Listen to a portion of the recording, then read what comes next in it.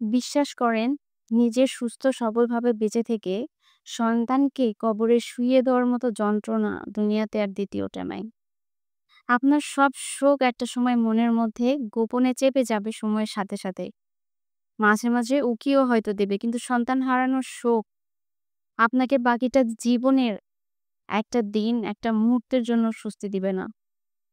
এটা যে বাবা-মারা এখন ভুক্তভোগী, সেই বাবা-মারা ছাড়া অন্য কেউ উপলব্ধি করতে পারবে কিন্তু আসলে অতটা মেনে নিতে পারবে না।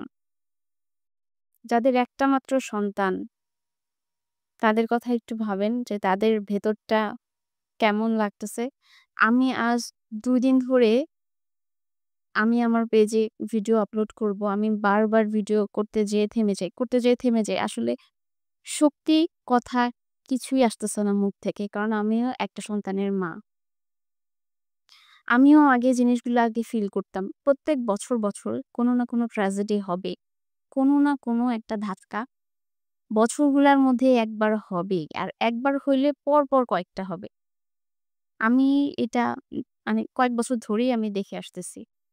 আর তার থেকে বড় কথা যে আগে আমি নিজে এই জিনিসগুলো উপলব্ধি করতাম যে হ্যাঁ, আচ্ছা বাচ্চাটা মারা গেছে। ইস! কেউ পানিতে পড়ে যাক, কেউ ড্রেনে পড়ে যাক, ছাদ থেকে কারো ইট পড়ে মাথা ফেটে যাক, যেটাই হোক। তো ফিল হতো যে আহারে বাচ্চাটার এই হইছে। ঠিক আছে? একটু আফসোস লাগতো, একটু কষ্ট লাগতো। বাট আমি নিজে এখন মা হইছি। আমি নিজে এখন ফিল করতে পারি যে আরেকটা মায়ের মানে যন্ত্রণাটা কোথায়? আমি এখন যেটা ফিল করতে পারতেছি, বিয়ের আগে বা সন্তান হওয়ার আগে আমি আসলে এই জিনিসটা কখনো ফিল করি নাই। এখন বাবা-মার জীবন দিয়ে সন্তানকে বাঁচানোর চেষ্টা করে। বাবা-মা সন্তানের মধ্যে এক অদ্ভুত শক্তি, একটা ভালোবাসা কাজ করে যেটা অন্য কারো সাথে তুলনা করা যায় না। সেটা আমি নিজে এখন উপলব্ধি করতে পারি। কিন্তু আগে কিন্তু করতে পারি নাই। আল্লাহ তাআলা আমাকে এই উপলব্ধি করার শক্তিটা দিয়েছে বিধায় আমি পারছি। আমার বাচ্চাটা এখনো ছোট। আমি এখনো ওকে স্কুল, মাদ্রাসা বলেন কোথাও এখনো ভর্তি করাইনি। বাট আমি আসলে মানে এই কথাগুলা বলতেছি, তারপরেও আমার খারাপ লাগতেছে যে বাচ্চাদের জন্য এই কথাগুলো আসলে বলাও উচিত কিনা। আমরা এখন সোশ্যাল মিডিয়াতে আমরা এখন একটু কিছু হইলেই আমরা আসলে আগে ট্রাই করতাম যে নোংরা জিনিসগুলা বা খারাপ বদঅভ্যাসগুলা যাতে ঢেকে রাখা যায় যত মানুষের কাছ থেকে ভালো হওয়া যায়। বাট এখনকার সময়ে সেগুলাই ভাইরাল। ঠিক আছে? সেগুলাই মানুষ বেশি পছন্দ করে। যেগুলা করা উচিত নয়। আল্লাহ জানে। সন্তান হারানোর যে শোকটা না, এই শোকটা আপনি সারা জীবন বয়ে নিয়ে বেড়াবেন। প্রতিনিয়ত আপনি জীবন্ত লাশ হয়ে বেঁচে থাকবেন। কারো হয়তো ১০ বছর, ৮ বছর, ৭ বছর পরে একটা সন্তান হইছে।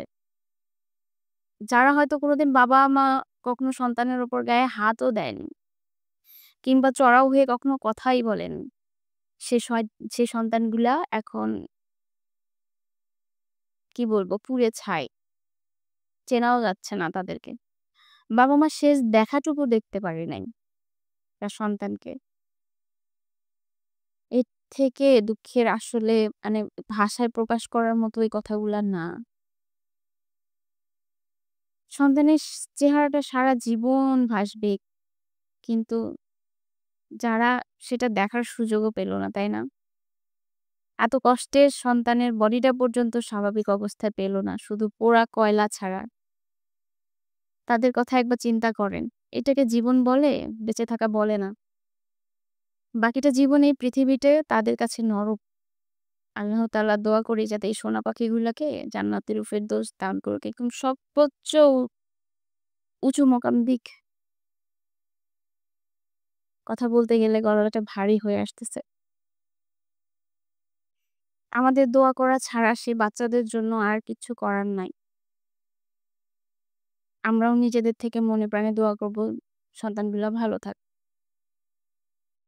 আর নিজেদের নিরাপত্তা আসলে নিজেদের করতে হবে। আমাদের দেশের অবস্থা এখন যা, আমাদের কারোর উপর ভরসা করে লাভ নাই। কারোর উপর ভরসা করে আমাদের জীবন চলবে না এখন। নিজেদের ভরসা, নিজেদের নিরাপত্তা নিজেদেরকেই নিতে হবে।